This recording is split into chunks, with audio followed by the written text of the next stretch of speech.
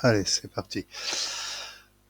Allez, bonjour cathodique, je suis en train de regarder ton dernier message. Donc avant tout, je te remercie. Patin couffin, je t'avoue, je confirme, je te remercie. Je n'aurais jamais pensé à utiliser un arrêt vide. C'est pas tout à fait un arrêt vide, c'est un arrêt d'item vide. Euh, En fait, ça permet d'éviter d'avoir l'index en erreur quand tu vas chercher dans un tableau, tout simplement. En fait, tu cherches dans la variable tableau, mais ce qui est affiché, c'est la réalité du tableau, en fait. Voilà.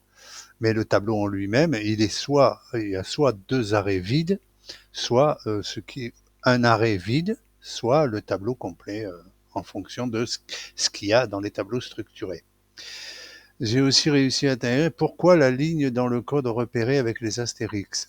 Ben, c'est tout simplement, hein, c'est parce que si tu tapes quelque chose et que la liste se développe et qu'il y a des items, ça veut dire que ce que tu as tapé existe. Donc il n'y a pas de raison de l'ajouter.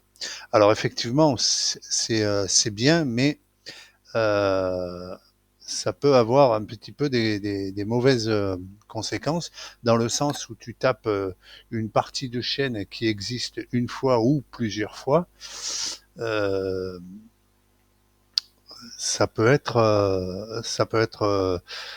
compliqué dans le sens où la chaîne que tu as tapée existe dans une autre chaîne, dans un des items. Sauf que la chaîne tapée et la chaîne présente dans la liste, ou les chaînes, ne sont pas les mêmes, forcément. Elles sont incomplètes. Donc effectivement, là-dessus, c'est un petit peu compliqué à gérer. Enfin, compliqué, oui et non. Hein. Ça sera à toi de décider à quel moment on juge que la chaîne tapée est considérée unique ou pas. Voilà. Donc moi j'ai fait ça, c'est vraiment pour la base, voilà, on recherche un mot, on tape un mot, s'il n'y est pas, on l'ajoute, sinon on l'ajoute pas. Après effectivement, euh, je tape chat dans la liste, il va me sortir chaton ou chatte. Est-ce qu'il faut rajouter chat ou pas? Ça sera à toi de décider. D'accord? Donc ensuite, tu me dis que je peux déclarer un autre tableau. Oui, absolument, pour traiter une autre. Absolument, oui, bien sûr. On peut. Et je dois aussi rajouter une procédure relist. Absolument pas. Il faut simplement un petit peu la modifier et je vais te l'expliquer tout de suite. Hein. Est-ce que on pourrait créer une procédure générique? Ben oui, voilà, c'est ce que je suis en train de te dire. Liste filtrée et non seulement pour la liste filtrée, mais aussi pour la relist. Voilà. Si je trouve des difficultés, j'ouvrirai une autre discussion avec la même idée pour filtrer et ajouter des données à un tableau à deux colonnes, vide initialement, vide et code postal. Mais ça, tu l'as déjà, je te l'ai donné hein, déjà. T'as déjà le modèle à plusieurs colonnes, donc t'as pas à chercher, je t'ai déjà donné tout ça. Je te remercierai jamais assez, un grand bravo pour ta géniale idée. Oh là là, je suis le génie. Donc, allez, c'est parti. Je te montre ça. On va dans le vif du sujet. Hein. Voilà. Là, ce que toi, j'ai commencé à travailler dessus, je vais supprimer. Hein. Voilà, comme ça, je fais tout devant toi. Tu vas voir que tu vas comprendre. Je supprime mes lignes. Hop. Voilà, mon tableau est vide. Si je ne peux pas, je ne peux plus supprimer. Hein, même si tu le vois, hein. Ça je l'ai déjà expliqué, et ça ce n'est que visuel, ce n'est pas de ligne. Là, le tableau structuré, il a liste row.cout à 0. Allez, c'est parti, on y va. Me voilà. Allez, je reprends le même user form hein, que je t'ai donné dans le premier modèle. Hein, et je vais rajouter la même chose, c'est-à-dire une deuxième combo box et même un deuxième bouton. Voilà. Donc, allez, c'est parti. On met tout en haut. Tu te rappelles, on déclare en haut une variable tableau. Hein, et bien là, je vais en déclarer deux. Et maintenant, avant de t'expliquer tout ça, je vais aller à la fonction relist. La fonction relist, hein, dans le fichier original, il n'y avait pas d'argument ou alors juste la combo box, je crois, et on travaillait sur la variable tableau. Hein. Elle était inscrite car ici, là, c'était tableau égale range tableau 1.resize2. D'accord? Là, ça va être différent. Dans la fonction rollist, on va mettre l'argument combo box pour désigner la combo box sur laquelle on veut travailler. Moi, je l'appelle combo, tu l'appelles comme tu veux. Hein. On va rajouter l'argument TB qui sera le tableau structuré avec lequel on veut travailler et le tableau ByRef TBL. Alors, je précise bien ByRef. Voilà. Et TBL, ça va être pendant la fonction rollist le substitut de la variable tableau ou tableau 2. Et je dis bien ByRef parce que justement, TBL, quand je vais modifier TBL, en même temps, ça va modifier le tableau que je vais envoyer, en fait, tout simplement. Voilà, la fonction rollist, on l'a argumentée et on travaille maintenant avec le tableau structuré qu'on a décidé et la variable tableau qu'on a décidé et la combo box qu'on a décidé. Le reste, ça change pas. Hein. Et là, du coup, maintenant, dans le Activate, au lieu d'appeler simplement rollist, hein, je vais appeler rollist combo box 1 tableau 1.listObjet et la variable tableau. Ensuite, je vais la rappeler une deuxième fois. Combo box 2, tableau 2, listObjet, tableau 2. Tu vois, je rappelle la même fonction, mais avec des arguments différents. Et là, si je fais ça, j'ai bien, là on le voit pas parce que ma liste est vide, hein, mais on va le voir hein, tout à l'heure. Ça remplit mes variables tableau 1, tableau et tableau 2, tout simplement, par l'intermédiaire du TBL qui est un ByRef, hein, qui fait référence, hein, ByRef qui fait référence à la variable que j'ai injectée, en l'occurrence tableau ou tableau 2, tout simplement. Ça, c'était la fonction rollist. Maintenant, la fonction tree. Et la fonction tree, ben, c'est pareil. Il va falloir travailler avec une combo box désignée et une variable tableau, tout simplement. La variable, on veut travailler avec le tableau ou le tableau 2, tout simplement. Et là, je parle bien des variables. Hein.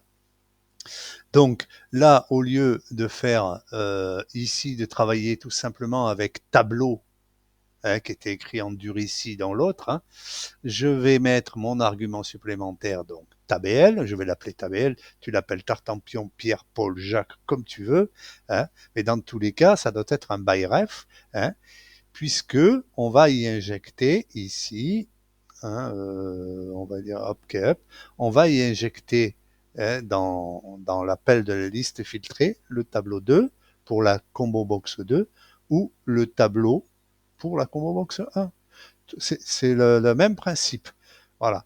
Sauf que là, au lieu d'avoir écrit tableau 2 en tableau ou tableau 2 en dur, hein, dans une deuxième fonction filtrée, je mets un argument ByRef qui me permet de modifier la variable tableau hein, et, par l'intermédiaire de la variable tabl, tout simplement. Ben là, ça change, là ici, je change rien, hein, à part ici qui était marqué tableau, hein, je marque tabl puisque la variable tableau que j'utilise, c'est celle que j'injecte à l'appel, hein, tableau ou tableau 2, hein, ici, liste filtrée, tableau 2 ou tableau, hein, et je continue mon truc. J'avais fait une petite erreur sur la première version. Je t'ai rajouté le bouton le drop click pour avoir toute la liste complète au bouton de la machine. Sauf que, effectivement, j'ai un peu oublié le phénomène d'event propagation. Alors, si tu ne sais pas ce que c'est, hein, mais tu l'as sans doute constaté, voire même subi, hein, et te casser la tête pour trouver une solution. Hein. Il s'avère que quand par exemple, tu changes quelque chose dans la combo box, tu déclenches d'autres événements de la combo box, y compris le drop button click, tout simplement. C'est ce qu'on appelle le phénomène d'event propagation, hein, et qu'on peut gérer de différentes manières. Hein.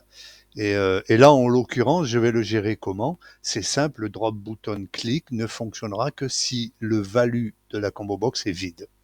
C'est pas compliqué. Voilà. Donc, à partir du moment où moi, je vais changer la, la combo box, hein, la liste de la combo box en fonction de la liste filtrée. Donc la combo box va changer, va me déclencher le drop event click, hein, mais je n'aurai pas, l'effet qui était un petit peu négatif dans le sens où il fallait qu'il y ait deux lettres pour que le filtre fonctionne. Hein. Ça, c'est un peu le problème de la charge mémoire hein, sur des objets tels que les combo box, tout ça, avec les events. VBA fonctionne comme ça, malheureusement. Ils n'ont pas géré l'event propagation. Ça existe aussi en JavaScript sur les pages HTML, effectivement. Donc, d'une manière ou d'une autre, il faut régler le problème d'une façon ou d'une autre. Moi, je vais le régler comme ça, pour la simple et bonne raison, c'est que le drop button clic, tu en as besoin que pour, si tu veux lister, tout simplement. Si tu veux lister, tu veux choisir dans ta liste, tu cliques sur le bouton, ça se développe et tu choisis, tout simplement. Maintenant, dans le contexte où tu vas taper dans la combo box, ça veut dire que tu recherches une chaîne particulière. Voilà. Donc, j'ai réglé le problème de l'event propagation sur le drop button click hein, par rapport au change avec la condition combo box value égale rien du tout. Voilà. Donc, dans le activate, je le répète, on va appeler la fonction relist deux fois pour la combo box 1 ou la combo box 2. Mais on va appeler la fonction relist pour la combo box 1 avec le tableau structuré tableau 1 et variable tableau. Et pour la combo box 2, c'est combo box 2, tableau 2.listObjet et variable tableau 2. Tout simplement. Voilà. Donc, ici, qu'est-ce que je pourrais dire voilà, ici. Alors, bon, ça, je l'ai expliqué, maintenant, on ne travaille plus avec les... Ici, j'avais marqué tableau 1, je crois, il me semble-t-il, hein, point resize, hein, directement. Donc là, forcément, on travaille avec le tableau structuré qui a été injecté dans l'argument. Hein. Donc moi, il me faut le range, hein, c'est-à-dire le data body range. Et là, du coup, je le fonctionne comme ça. Toujours pareil, on le resize I2 si le tableau structuré est vide, hein, forcément. Hein. Donc, on aura deux items vides, tu l'auras compris. Hein. Je mets quand même hein, le tableau ici dans le point liste. Hein, et je vais enlever le dernier item qui est vide ou les deux items vides, tout simplement. Ça, tu l'as compris comment ça marche, pour la simple et bonne raison, pour éviter le problème du count 0 si, pendant ta recherche, tout simplement. On s'en fout, on recherche dans le tableau ou tableau 2. Basta. La liste filtrée, elle ne change pas si ce n'est que ici je boucle au lieu de boucler Elbon tableau to Elbon tableau, je vais marquer Elbon tabl to Elbon tabl. Ça veut dire que ça sera soit tableau 2 puisqu'il a été injecté en référentiel en argument. Voilà, ta liste filtrée, elle fonctionne pour deux combo box. Ta fonction relist, elle fonctionne pour deux combo box. Voilà. Et ensuite, j'ai rajouté un deuxième bouton, c'est pareil. Hein. Voilà, hein. C'est exactement, je vais faire exactement la même chose que j'ai fait pour le bouton 1, hein, en fonction du tableau liste objet, sauf que je vais le faire pour le tableau 2, tout simplement. Et voire même encore là, on peut merger les deux avec un seul bouton, ajouter sur l'un, ajouter sur l'autre. Mais bon, il faudra peut-être repérer un petit peu, par exemple, OK Up, repérer quel combo box a été touché en dernier. Bon, et là on entre dans autre chose. Hein. On entre dans une autre gestion de contrôle qui n'est pas celui d'une liste filtrée, d'une éventuelle liste filtrée et d'une reliste. D'accord. Donc là, je ne vais pas en parler de ça, j'ai juste donné ce petit détail. Donc oui, c'est possible, on peut gérer avec un seul bouton à la place de 2 boutons. Allez, c'est parti, j'ouvre l'userform. J'ai bien 2 tableaux vides, d'accord? Mes combo box sont vides. Allez, c'est parti, je vais taper cheval. Je sais pas ce que j'ai avec les animaux, moi, en ce moment. Hein. Allez, c'est parti. Ici, je rajoute. Allez, ici, c'est parti. Je vais marquer chat. Je l'ai pas, je l'ajoute. Tiens, donc, ça marche. Et là, si je regarde les listes, j'ai bien ma liste à jour. Ici, je vais marquer chien. Je l'ai pas, je l'ajoute. Si je regarde ma liste, j'ai bien ma liste cheval. D'accord? Ici, j'ai que chat. Ici, je vais marquer chaton. Hop, je l'ai pas, je l'ajoute. Voilà, on voit bien que mes listes se mettent à jour, y compris les combo box. Hein. D'accord? C'est le principe de la fonction release de toute façon. Hein. Dès que tu fais une action sur une combo box, tu rappelles la fonction release avec les arguments, la combo box elle-même, le tableau qui est concerné et la variable tableau qui est concernée aussi. Donc, tableau structuré hein, en deuxième argument. Hein. Voilà, parce que tableau, on peut confondre. Allez, donc ici, je vais mettre canard. Canard, je l'ai pas, je l'ajoute.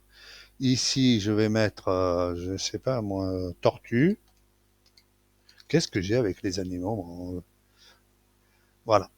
Donc j'ai bien dans la combo box de chat, chaton, tortue.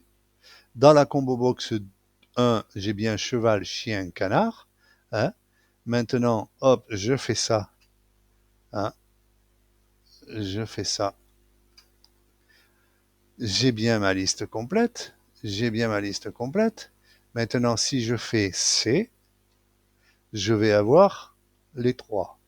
Si je fais H, je n'aurai que le 2. Si je reviens sur A, je n'aurai que canard. Ça fonctionne. D'accord?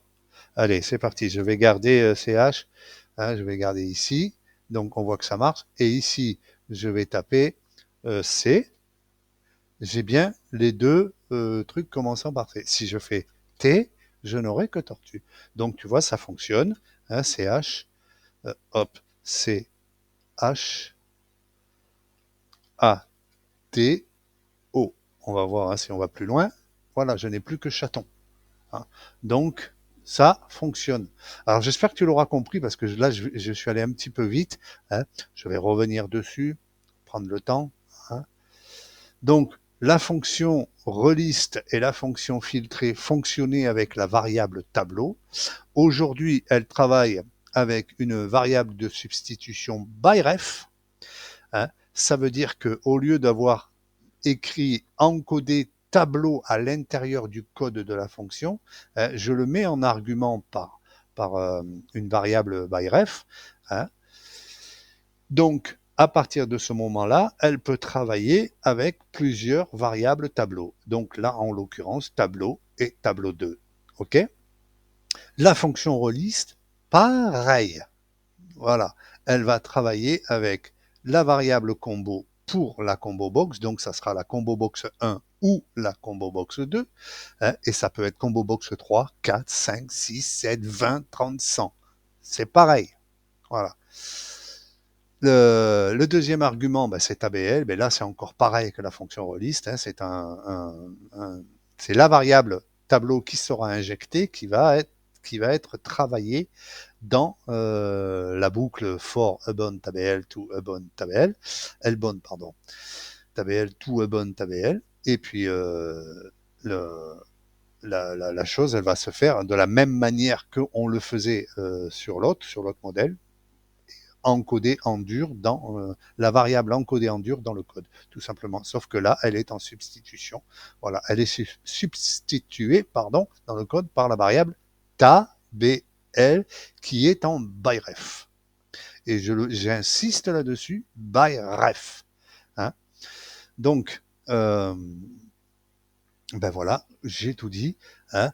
Je répète encore une fois, hein, moi j'avais fait une petite erreur ici. D'ailleurs, je vais te montrer l'erreur. Je vais te montrer, tiens. Je vais supprimer ça. Attends, hein. Je vais supprimer la condition que j'avais mis. Hein, et je vais machiner ça. Alors regarde bien ce qui va se passer. Moi je cherche cheval. Alors, CH. Non. Non, ce que je vais mettre, il faut que je rajoute autre chose. Une noix. Je sais pas ce que j'ai avec les animaux aujourd'hui. Voilà. Hop. Tu vois, là j'ai déjà un problème. Ajouter. Ça ne marche plus. Tu vois. Donc, pour la simple et bonne raison, c'est que puisque je change, j'écris quelque chose dans la combo box, donc je déclenche, l'événement change. Même si là, en l'occurrence, on s'en sert pas, mais il est déclenché. Mais déclencher l'event change veut dire que par propagation, certains de ces events vont être déclenchés. Et en plus, moi, je drop down automatiquement, donc le combo box drop down click est déclenché, tout simplement. Donc, si tu veux te servir, avoir la possibilité d'avoir soit la liste complète, soit ne fonctionner que en liste filtrée par rapport à un tapé de caractères, de chaîne de caractères, ça sera ton choix. D'accord. Moi, je te mets les possibilités hein, qui existent. Alors là, j'ai bien séparé, tu vois. Hein.